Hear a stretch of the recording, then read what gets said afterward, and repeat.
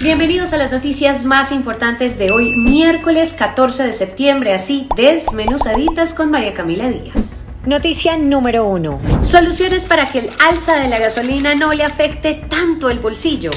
Ante la posibilidad de esta fuerte alza en el precio de la gasolina como consecuencia del déficit por el subsidio a ese combustible, el presidente de la República, Gustavo Petro, y su ministro de Hacienda, como ya sabemos, anunciaron un aumento del precio de la gasolina, que por supuesto va a impactar las finanzas de los colombianos a partir del mes de octubre. Frente a este panorama y buscando salidas a esta crisis, existen alternativas como el biodiesel o el gas, que pueden ser parte de la solución. Quédense porque al final del noticiero vamos a estar conversando con Camilo Prieto Valderrama. Él es profesor de la Universidad Javeriana, de la Maestría de Energía y Sostenibilidad, y él nos va a hablar de estas opciones y otras que se pueden implementar a corto y a mediano plazo. Noticia número 2. Por fin se logra un acuerdo entre miembros del Pacto Histórico y el Centro Democrático para impulsar la reducción del salario de los congresistas y reformar el Congreso de la República. Resulta que se acordó que a través de una reforma tributaria se ponga el impuesto del 20% al salario de los legisladores, lo cual le va a disminuir de forma inmediata en varios millones de pesos el sueldo mensual que reciben entre el periodo 2022 y 2026. ¿Eso qué quiere decir? Que a partir del 2026, entonces el salario quedaría reducido vía constitución en alrededor de 23 millones de pesos. En cuanto a las vacaciones legislativas, el proyecto plantea que los parlamentarios comenzarán a trabajar desde el 1 de febrero y no desde el 16 de marzo como ocurre actualmente. También se incluyeron algunos cambios al régimen de inhabilidades para que los congresistas pierdan la investidura no solamente cuando no asistan a 6 plenarias, sino también cuando no asistan de forma injustificada a 6 sesiones de comisiones constitucionales. Noticia número 3. En relación con la mesada de los 500,000 pesos para los 3 millones de adultos mayores sin pensión, el presidente de la República, Gustavo Petro, entregó más detalles de esta propuesta. Primero dijo que se trataría de un porcentaje del aporte de los asalariados en fondos de pensiones, el cual pasaría a Colpensiones para financiar su plan de cubrimiento universal pensional para adultos mayores en el país. Hay una cantidad de 1 billón y pico de recursos para adulto mayor a través de los famosos bonos de 70,000, 80,000 pesos que no le quitan el hambre a nadie, que debe pasar a Colpensiones en espera de lograr que la reforma pensional irradie recursos hacia el programa adulto mayor. Eso lo veremos el año entrante, ubicando la opción por primera vez en la historia de Colombia de 100% de cobertura pensional. Esto implica que se tomarían los recursos del flujo de pago y no los del ahorro pensional que ya han cotizado los trabajadores que hacen parte del fondo ni de las empresas. Por ahora, esta propuesta de reforma pensional llegaría al Congreso de la República el próximo año de la mano de la bancada del Pacto Histórico para lograr así hacerle frente al déficit que atraviesa el país en materia pensional. Muy bien, pues ante la noticia más importante, yo creo que de la semana y que va a ser importantísima en los próximos meses, ya ayer el ministro de Hacienda, el señor Ocampo, decía que a partir del mes de octubre va a empezar a notarse el incremento en el precio de la gasolina, va a ser un poco paulatino. A partir del otro año ya lo vamos a ver un poco más fuerte ese incremento.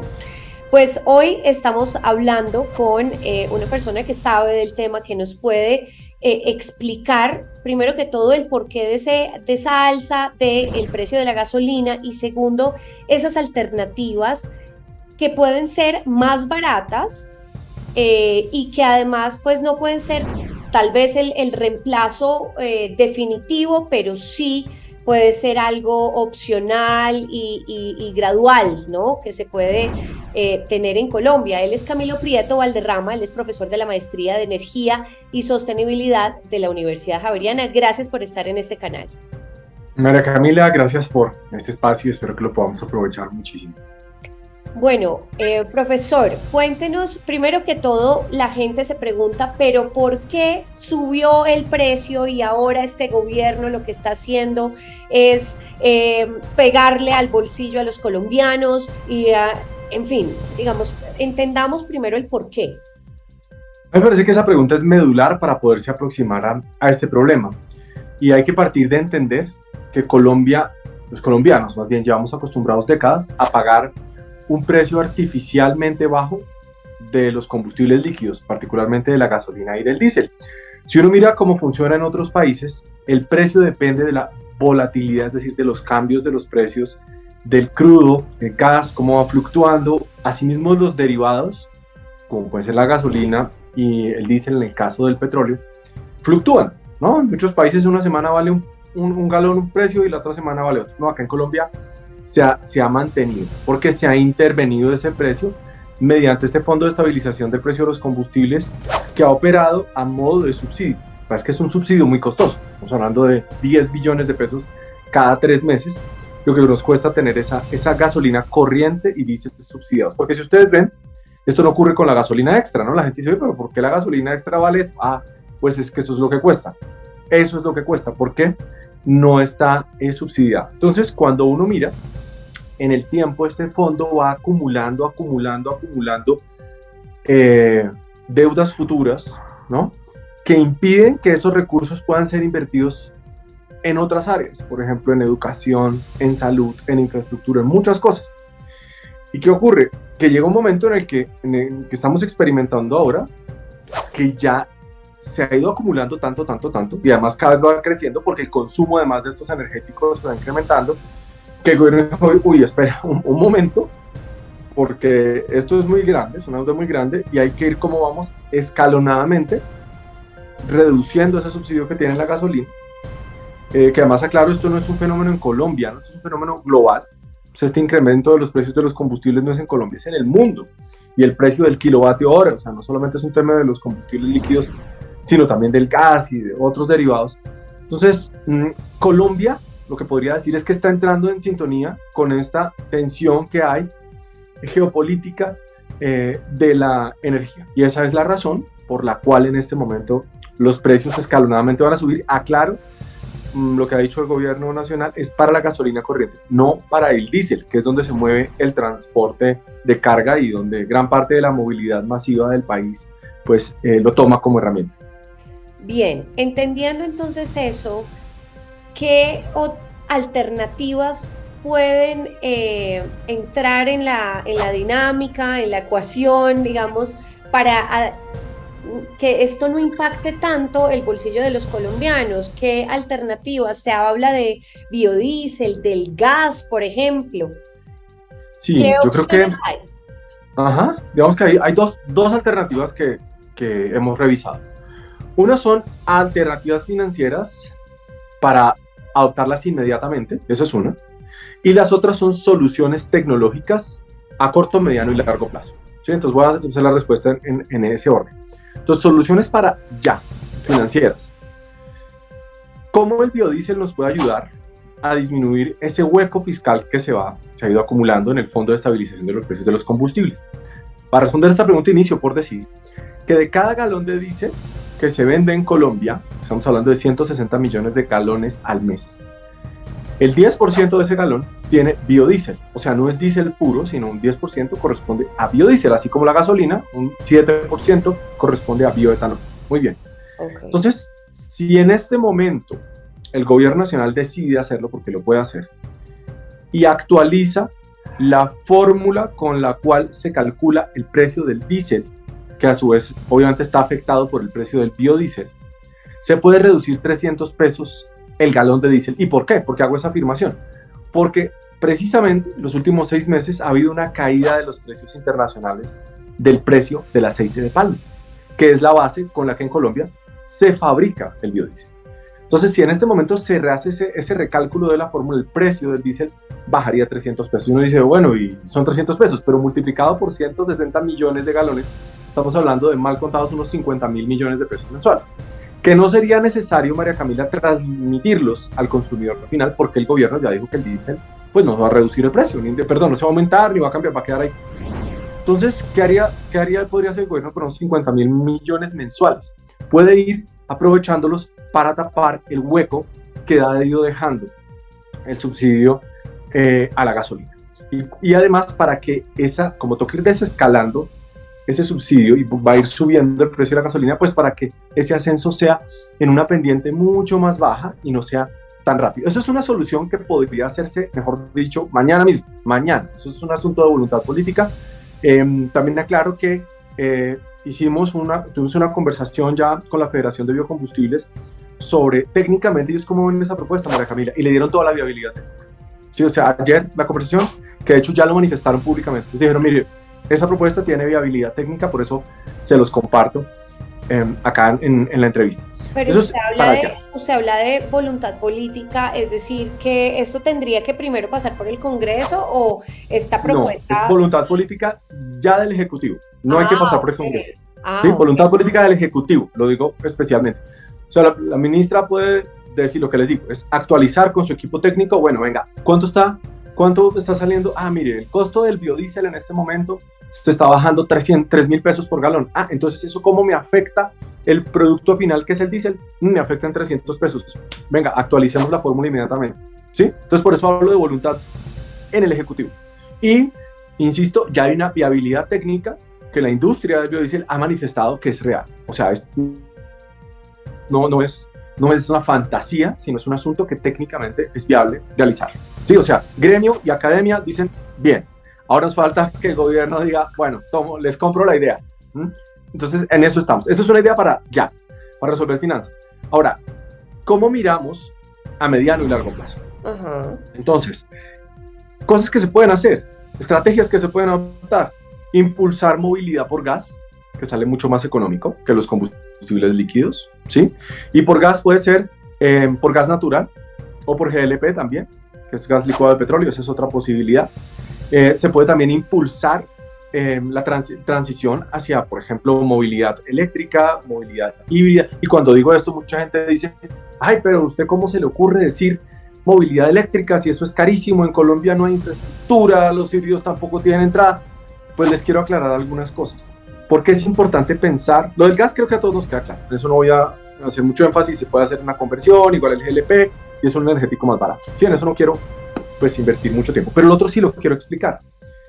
¿Qué es lo que pasa? Existe un riesgo que puede acontecer en el país, y es que como el diésel va a ser más barato y la gasolina va a estar más alta, ¿qué puede hacer una familia que quiere comprar un vehículo?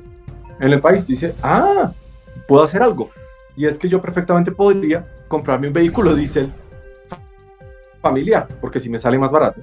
Entonces ahí es donde yo siento que el gobierno tiene que cerrar filas y decir, no dejemos que los diésel se vayan para arriba, sino más bien impulsemos electromovilidad y vehículos híbridos para las nuevas compras. Pero ahí le hago una pregunta, porque digamos, esto ha sido también incluso discusión de reuniones familiares, etcétera, como bueno, entonces compramos un carro que sea de electricidad o uno de estos carros, pero uno de estos carros vale un montón de plata, ¿no? Es correcto. Entonces la gente usualmente pues está sacando un carro con la cédula, cualquier carro. Ajá. Y motos. Cédula van y eso, mejor dicho, y paga X tiempo, pero no tiene que tener tanto dinero ahí. Y pues digamos el precio fluctúa, no sé, en un carro normal entre, no sé, 10, 20 millones de pesos, no lo tengo muy claro, pero más o menos. Pero pues un carro de estos es como 100 millones de pesos. Entonces, correcto. ¿Cómo hacer para decirle a la gente, no, pues fácil, cómprese un carro de 100? No, fácil no es, o sea, hay que depurar muy bien esa idea, quiero explicarla en detalle. Entonces, los vehículos eléctricos, cuando hablo de impulsar electromovilidad para vehículos nuevos, es para que cuando exista esa decisión de que la persona va a comprar el vehículo nuevo diésel, que no son baratos. O sea, una camioneta diésel de una marca de alta gama es cara, para que lo tengamos claro, ¿sí? A más de 100 millones de pesos. Sí. Más de 100 millones, seguro, los hay. Entonces, por ejemplo, la persona tiene ese presupuesto para comprarse un vehículo diésel y encuentra una opción muy atractiva de un vehículo eléctrico. Ahí es el punto, María Camila, que dice, vehículo nuevo, y tengo estos dos, tengo presupuesto para este que le alcanzaría también para el eléctrico. Me quedo con este. Ese es uno. Y el segundo, que la gente lo olvida cuando se habla de electromovilidad, estoy hablando de movilidad masiva eléctrica. buses eléctricos, trenes eléctricos. Ay, pero Camilo, ¿cómo hablar de trenes eléctricos en Colombia? Ey, no estoy hablando ya, estoy hablando a mediano plazo, estoy hablando en un par de décadas. Ojalá, pero hay que pensarlo ya, María Camilo, porque es que a Colombia no nos gusta hablar de eso. No, sí hay que prepararse para esos momentos. Y el problema con los híbridos, ¿cuál es? Híbridos que usan gasolina y gas, ¿sí? Los híbridos utilizan, gasolina y electricidad, no gasolina y gas. Okay. Es como normalmente se equivoca la gente que cree que la gasolina y el gas son híbridos, no, es gasolina y electricidad, ¿sí? Entonces, los híbridos en Colombia se les da un pésimo manejo y son unos vehículos carísimos, son unos vehículos de lujo, en otros países no. En muchísimos países, por ejemplo, los taxis son híbridos, tecnologías que han bajado mucho el costo.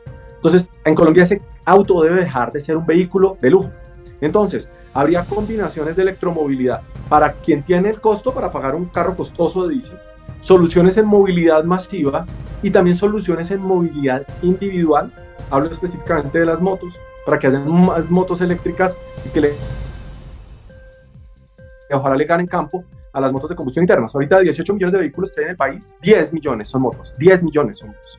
Entonces uno dice, definitivamente necesitamos mejorar ese aspecto. Bien, ok.